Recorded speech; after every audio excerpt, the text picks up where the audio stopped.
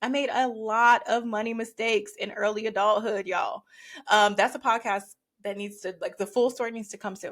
But I talked about the fact that my husband and I were $91,000 in debt and how we paid that debt off in 3 years. And usually that last part is the part that gets people going. They're like, wow, how did you do that? And I can tell you with 100% surety that if I did not change my mindset, if I did not change the beliefs that I had around money, if I had not changed my thoughts and feelings towards money, we would either be in more debt, be in divorced, or just like we would not have had that outcome if I had not changed my belief system around money.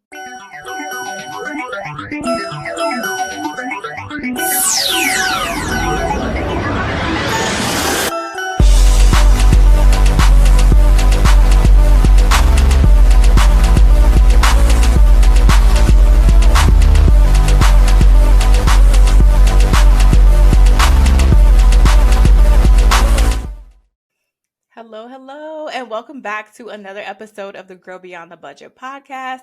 I'm your host, Tiffany Burns. I am a money and mindset coach, founder of The Lotus Legacy, and I help women change the way that they think and feel about money so that they can use money more intentionally to create a life that they love. I am really excited for today's conversation. If you've been here, you know I say that every episode, but this one is really, like, this is one of my favorite things to talk about because today we're talking about money mindset. Literally based off of what I just told you about me, this is what I do. This is my jam. 90% of the work that I do with clients, maybe about 80% of the work that I do with clients is around their mindset.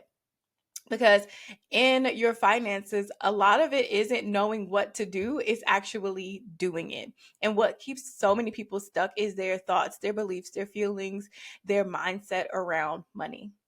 The name of the podcast is Grow Beyond the Budget because I really wanted to create a podcast that helps you think about money with a completely new lens, a new perspective, a fresh mindset that will make doing the things so much easier. And so naturally, we need to talk about mindset. Not only am I qualified to talk about mindset because of the certifications that I have and the fact that I'm a coach, I have personal experience, y'all. I have the receipts to prove that changing my mindset, changing my belief system around money has made such a huge difference in my life.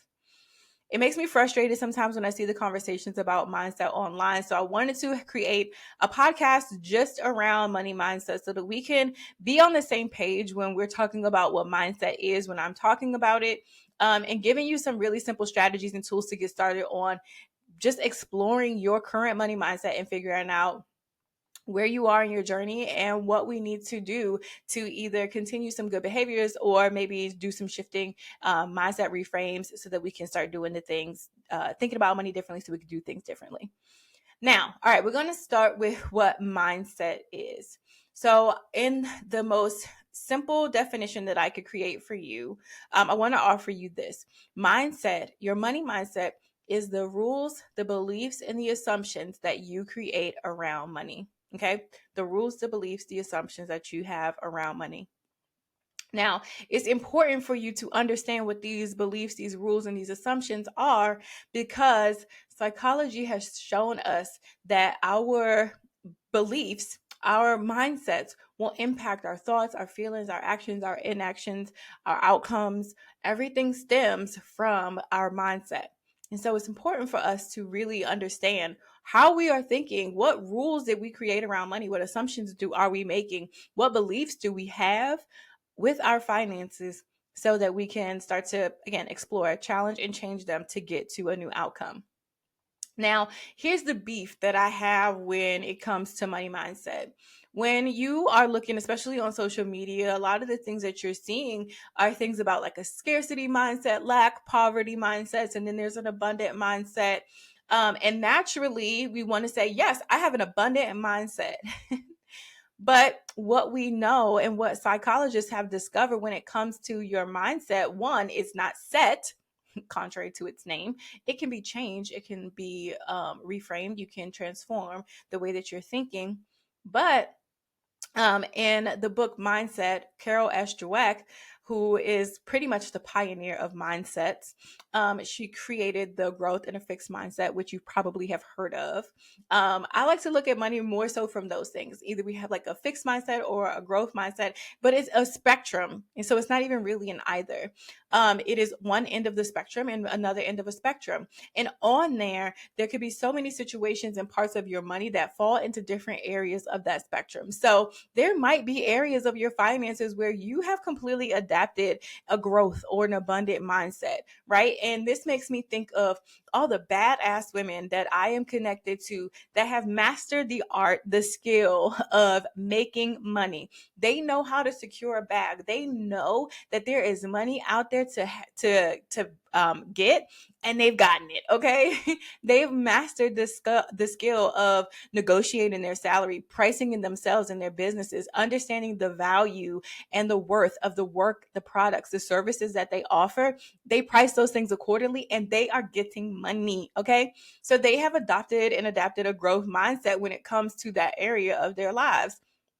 However, there might be areas that still that might be a work in progress. Areas like budgeting, right? Because we also know that making money and managing money are two completely different things. So there might be areas of their finances when it comes to the money management where they are like more on the fixed side. They're thinking about the fact that if they make a mistake on their budget, that they can't recover from it, or that's part of their identity, right? Like, I'm bad with money, and so they avoid budgeting because that's one part of their finances that they haven't adapted a growth mindset. Saving money, investing might be intimidating, so they're like, okay, I'd rather not deal with it. I'm gonna give my money to somebody else to do it, and I want my hands completely off. So there might be other areas of their finances where they haven't fully adapted a growth mindset, and so there's a spectrum, y'all. Like, we cannot just try to pigeonhole ourselves or claim to be one mindset. There's situations, there's new levels and new experiences that will bring out different traits, depending on what you are up against and what you are facing. And I tell you, this is personal. I have experience with shifting my mindset, but every time I reach a new height, a new level, it brings up a part of my money story, a part of my money beliefs that needs to be challenged and changed so I can get to the next.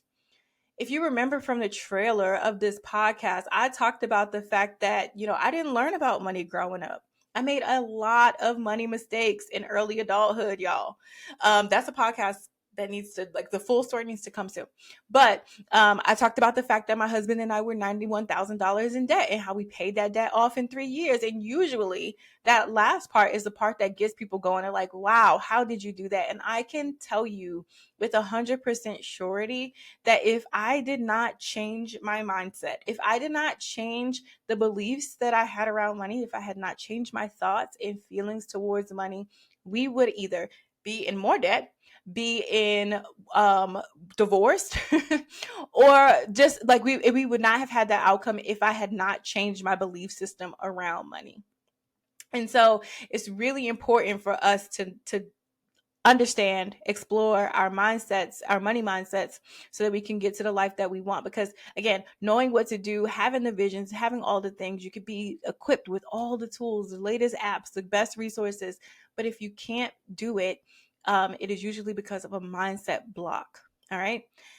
In that book, Mindset, one of the things that Carol also talked about is just like the impact that your beliefs have on the rest of your decisions. And psychologists, I love it. Psychologists, neuroscientists have been able to give us so much information about how the human brain works that I want to quickly share with you. The reason why your mindset is so important, those beliefs, those rules, those assumptions that you have around money are important, is because that mindset will impact your thoughts. Okay, your mindset will directly impact the things that you are thinking when it comes to your finances. Your brain, the average human, thinks around 60,000 thoughts per day. Okay. I'm an overthinker and I didn't think that I thought that much in a day. That's a lot of thinking. And one of the ways that our brains try to hurry up and process the things that we are thinking so that we can make our brain wants to be efficient, like to hurry up and get to processing our thoughts, is it'll run it through your belief system, your mindset. It will check the beliefs. It'll check your experiences. It'll check your assumptions. It'll check your rules that you've created around money. And it's like, okay, based off of the information that we have, this is what we're thinking about it. From there, your thoughts are then going to create a feeling. And so we always talk about like changing the way that you're thinking, because yes, you can look at things with a different perspective. It'll change the way you feel about it. If you have negative feelings around money, guess what's going to happen? You're going to have negative actions and inactions when it comes to money. Then those inactions or actions will cause an outcome. Those outcomes can be good or bad. And then for most people, that just reinforces the belief. And it's a vicious cycle that some people just really find it hard to get out of.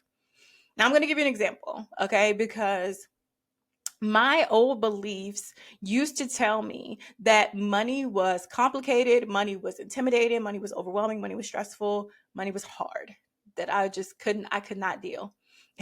This was also a belief that I had when it comes to math. Okay. Once they started adding letters into math, I completely checked out. I was like, okay, this is hard. I'm out. But I used to believe that money was really hard and intimidating. So I thought, because of that belief system, I thought that I was bad with money. Okay. It's complicated. It's hard. I didn't have the belief in myself to be able to do hard things at that time. So I thought that money was hard. I thought that I was bad with money. From there, that would lead to feelings. I was apathetic towards my money. I did not care. I was completely indifferent. I was like, who cares? Like, there's no point of budgeting. I was disappointed. I was stressed. I was overwhelmed all the time. There would be like fleeting moments of happiness when I would like spend money on things that I probably shouldn't have bought. But overall, I did not feel good about my finances.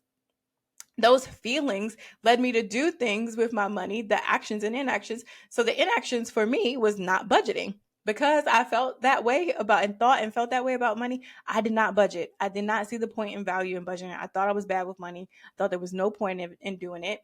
And the actions that I did take were self-sabotaging actions. So I would overdraft my account. I maxed out my credit cards. If YOLO was a person, y'all, that was me, right? I was very irresponsible and unintentional with my money because I thought that I was bad with money. And so then my actions just continued to feed that thought. The outcomes from that, having credit that was shot. My credit cards were maxed, so now I have to pay more on my minimum payments. I couldn't get approved for like apartments. This is a story for another day, but when we bought our first house, my credit was so bad that I wasn't even able to qualify to be on the loan. That's how bad my credit was, right? So there were outcomes because of the actions that I had. And then those outcomes just reinforced the thought and the belief that I was bad with money. So this is how some of us can get caught up in this vicious cycle of negative thinking when it comes to our finances. And it stems back to our mindsets and the beliefs that we have around it. But it's not always easy to identify what are my beliefs around money. Before we get to that, I want to just talk about like where these beliefs even come from. Because sometimes the beliefs aren't even ours. Sometimes they are someone else's beliefs that we have inherited, that were passed down through us, from people in our lives, from experiences that we had, from grown-ups, from television, from media. There's all these external things that have influenced and shaped the beliefs that you have around money. Things that have happened to you that shape your assumptions. Maybe you've seen other people get disappointed with their finances. Maybe you've seen somebody invest in the stock market and lose a bunch of money. So now you're thinking you don't want to invest in the stock market. Maybe you have seen somebody who went up for a promotion who was really working hard and they didn't get it. So now you're thinking, man, there's no point in me trying because that person didn't do it. That's an assumption, okay? A mindset that you've created based off an experience. Rules that we've created around money. We have these rules that like one of the old rules, I feel like, is like the 50-30-20 budget, right? 50% of your income needs to go to this, 30% of your income needs to go to this, 20% of your income needs to go to this. Well, we get to make the rules when it comes to our money to make sure that we are living a life that is in alignment with the life that we want to live. And so we have to challenge and question the rules that were created for us and that were given to us. What are the standards of living that we have? We have to look at the environment. Well, who are the people that were around us?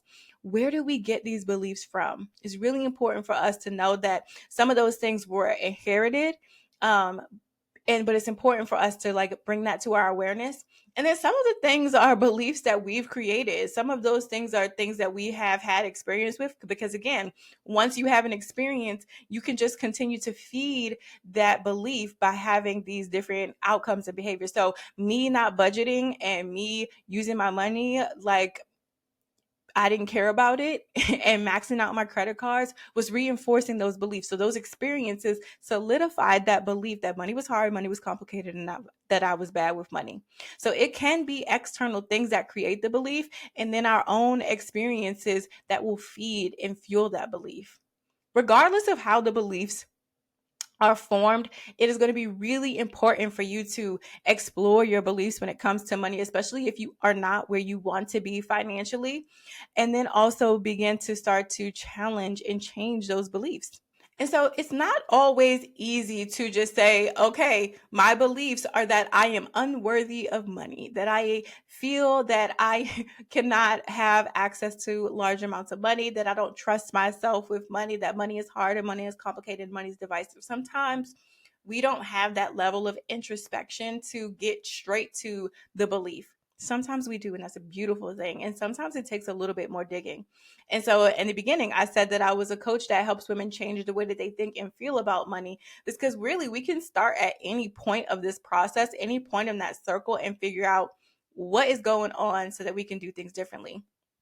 And so with my clients, I have us look at the things that we're doing with our money. Part of the recognition phase in the process that I take my clients through in the Grow framework is bringing attention to our current money habits. What are we doing? What are the actions or inactions that we're doing with money so that we can start to explore, okay, what made us make this decision? What were we thinking at the time? What were we feeling at the time? Then we can start to reverse engineer it to explore the beliefs that are behind it. Think about your thoughts, your feelings. I mean, think about your feelings, right? How are you feeling when it comes to your finances? Are you the type of person that uses money and shops every time you feel happy, sad, mad, hungry? Like anytime you have any sort of feeling, are you shopping and using money? If you are, then start to explore what your feelings are when it comes to money. For me, one of the things that I had to really explore when it came to my finances, when it comes to my kids, was my daughter. My daughter was a preemie. She had a really traumatic first year of life. She had seizures. It was lots of doctor's appointments, lots of worrying, lots of concern. Pretty sure I was suffering from postpartum depression, but never got diagnosed.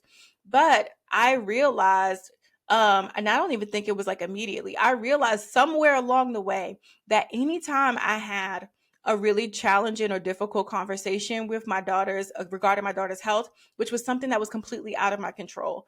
There was nothing I can do to help. We were doing everything that we could do to help her, but at sometimes there was nothing that I could do to really fix it. It was just like work that needed to get done. I realized that when I would come out of those hard conversations and those hard meetings, I would go and buy something. We talk about retail therapy. Like I was shopping to make up for the guilt that I could not fix this for my daughter. And so it was really important for me to explore these feelings. Like, why am I shopping every time I leave these meetings? I realized a pattern. I was able to recognize that that's a feeling of guilt that I am carrying because I can't fix this situation. And now I'm going in and using money to try to remedy it with like a little hit of dopamine by shopping and buying something to like give myself a little bit of a fusion of happiness when that doesn't solve anything and it's not in alignment with the life that I want to live. Okay. But so you can start to look at your feelings. What are you feeling when you're shopping? Who are you with? What is happening around you? really check in with your feelings. And I feel like a lot of us have gotten to the point where we are emotionally intelligent enough to really start to put names to our feelings, right? We don't usually say, I feel some sort of way. Now we know I'm feeling disappointed, I'm feeling frustrated, I'm feeling annoyed, right? We have so much more language to our feelings. Use that and reverse engineer, like, okay, well, what was I thinking right before I started feeling this? Can I think about these things differently? Which leads me to the thoughts.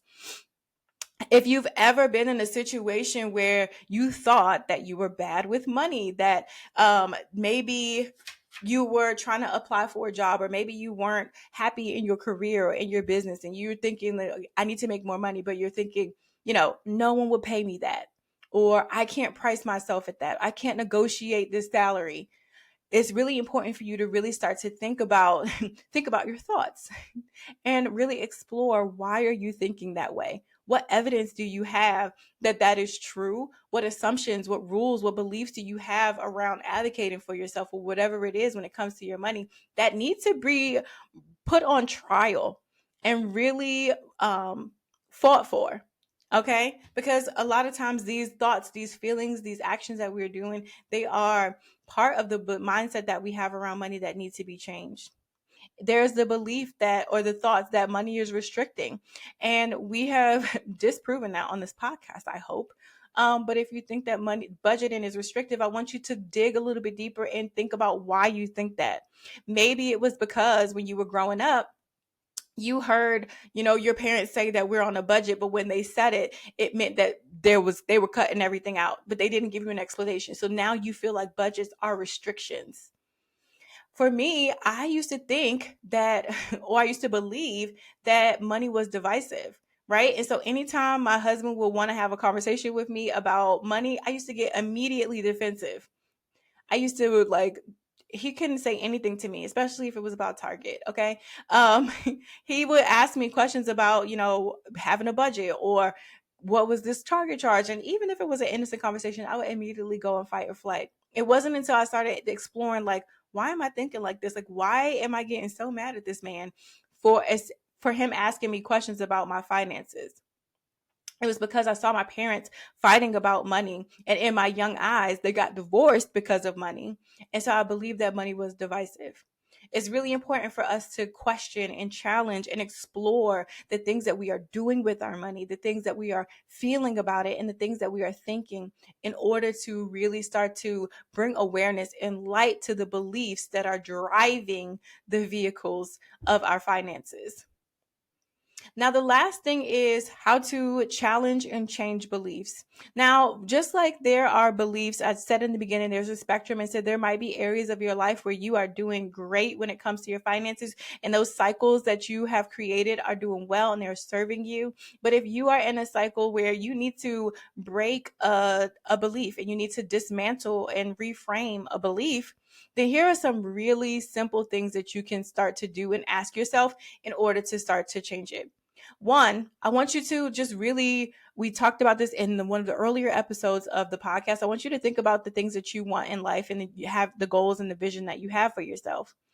Then I want you to ask yourself, are the things that I'm doing and the beliefs that I have in alignment with the goals and the vision and the values that I have? If they are not, then they need to be challenged and changed. I want you to ask yourself, where did you get these beliefs? Where did I get these beliefs from?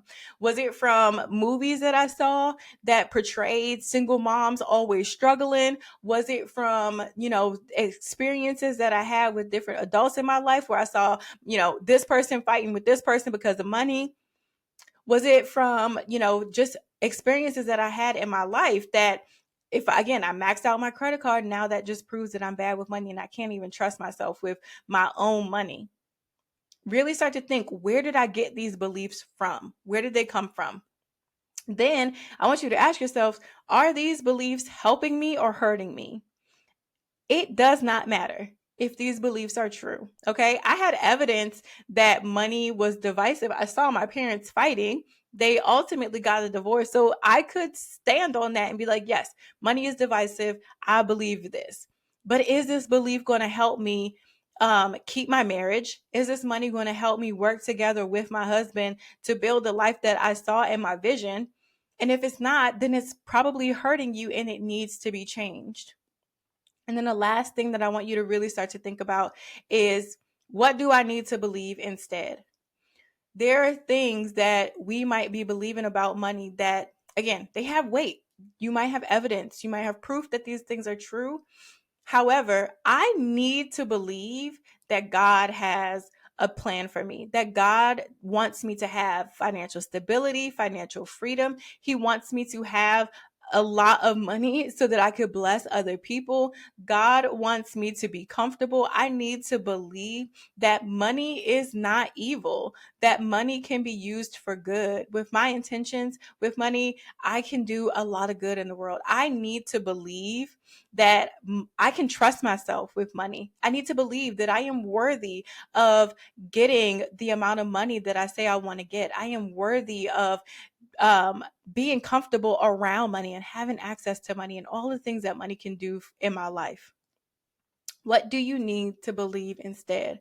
And so by asking yourself those three simple questions and exploring your feelings, your thoughts, your actions with your money, it's going to get a little bit easier to start to uproot some of these beliefs that we have around money, replace them with ones that are going to be more beneficial to us. So again, we get to that point where when it's time to do the things that we need to do, we have a better foundation. We can start to do things differently, take different actions, and then those actions will start to reinforce these new beliefs. But first, it's important for us to bring awareness to them. So I was doing my best to make sure that this episode stayed short and sweet. In December, I am going to be doing a series around mindset, beliefs, and thoughts that need to stay in 2023.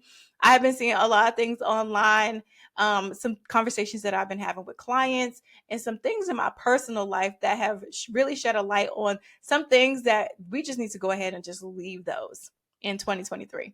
So if you have any things that you want me to add to my already pretty long list, go ahead and shoot me a comment on the YouTube page. Shoot me a DM on Instagram if you're shy, at the Lotus Legacy. If you haven't already, please like and subscribe to the podcast. Make sure that you share this with somebody. Sharing is caring. Rate and review if you haven't already. And until next week, keep growing.